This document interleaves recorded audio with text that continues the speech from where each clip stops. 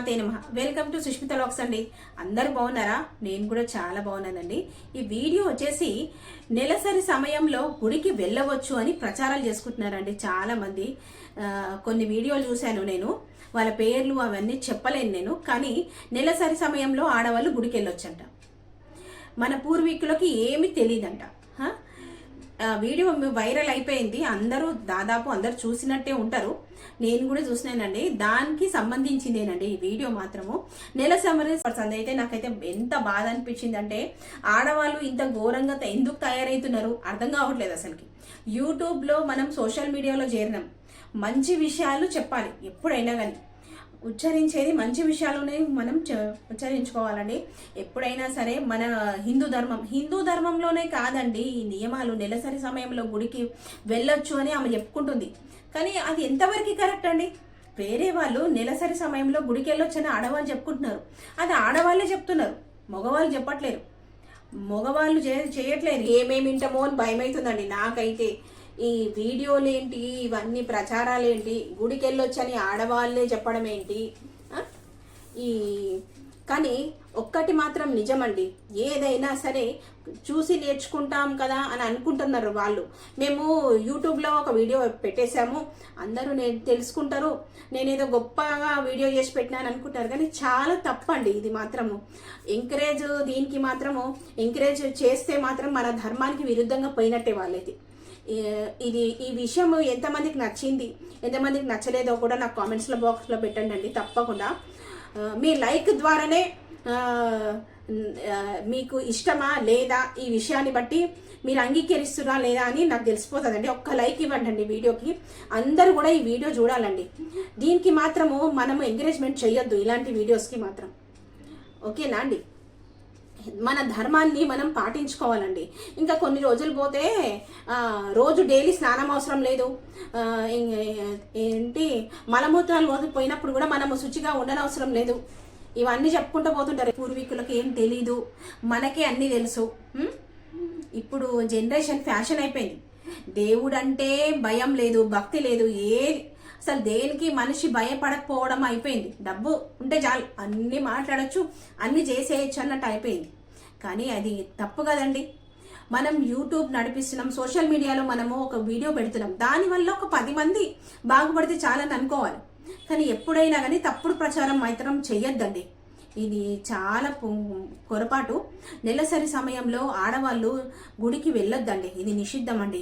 3 days దాకా కూడా పెళ్ళైన వాళ్ళు వెళ్ళొద్దు. పెళ్లి కాని వాళ్ళు, పెళ్ళైన వాళ్ళు, కొత్తగా మ్యారేజ్ అయిన వాళ్ళు ఏం చూసి నేర్చుకుంటారండి? మన హిందూ సాంప్రదాయంలోనే కాదండి ఈ పద్ధతి ఉన్నది. అన్ని కులాల వాళ్ళు, అన్ని మతాల వాళ్ళు పాటిస్తారు తప్పకుండా. నెలసరి సమయంలో ఏ కులం వాళ్ళైనా సరే, ఏ మతం వాళ్ళైనా సరే, నేను ఆ మతాల పేర్లు కూడా చెప్పట్లేనండి. ఎందుకంటే ఇండియాలో అన్ని మతాల వాళ్ళు, కులాల వాళ్ళు కలిసి ఉంటారు.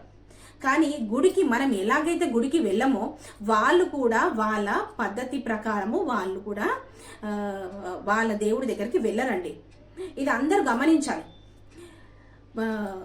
గుడికి వెళ్ళకుండా మేము గుడికి వెళ్ళొచ్చు, నేను వెళ్ళినా, నేను పూజలు చేసినా నాకేం కాలేదు, ఇవన్నీ వ్యర్థమైన మాటలండి. అందుకని చెప్తున్నాను కదా, ఇలాంటి మాటలని పట్టించుకోవద్దండి. మనం యూట్యూబ్లో చాలా మంది వీడియోస్ పిల్లలు చూస్తుంటారు, పెద్దవాళ్ళు చూస్తుంటారు. ఇవాళ రేపు పిల్లలు చూసి ఏం నేర్చుకుంటారు? జనరేషన్లో మంచి నేర్చుకోవాలి, చెడు నేర్చుకోవద్దండి. పూర్వీకులు కరెక్ట్గానే పద్ధతులన్నీ పాటిస్తారు, వాళ్ళని చూసి మనం నేర్చుకుంటాం. మన హిందూ ధర్మమే కాదండి, ఎటువంటి మతాల వారైనా సరే ఆ ధర్మాన్ని పాటిస్తున్నారు.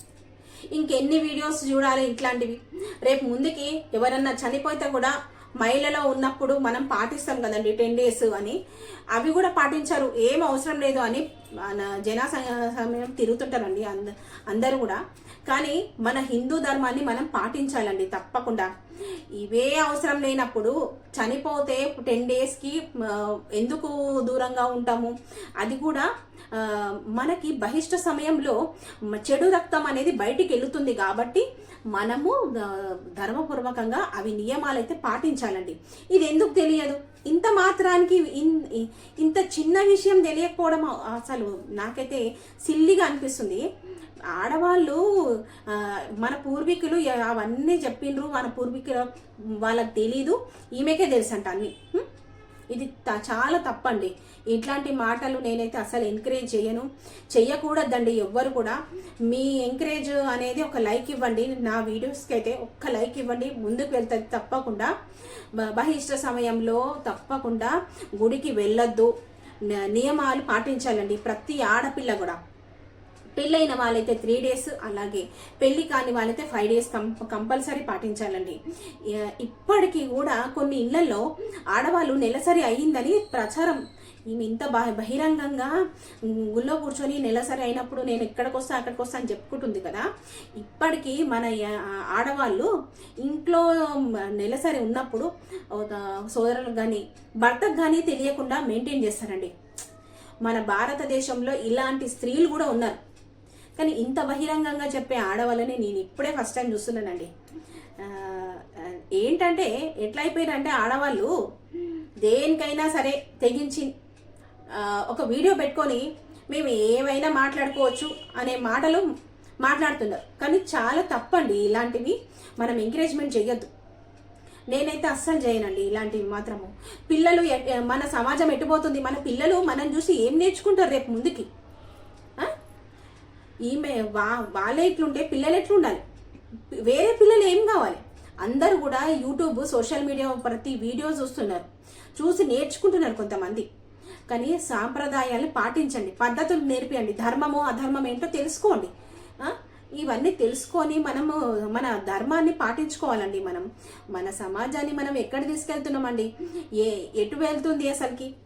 పిల్లలు పెద్దలు కూడా, పెద్దలే సరిగ్గా సరైన దారి నడవకపోతే ఇక పిల్లలు ఏం నడుస్తారండి? ఉంటారండి. నెక్స్ట్ వీడియోలో కలుద్దాం. మీరు మాత్రం ఒక లైక్ ఇవ్వండి, ఈ వీడియోకి తప్పకుండా సపోర్ట్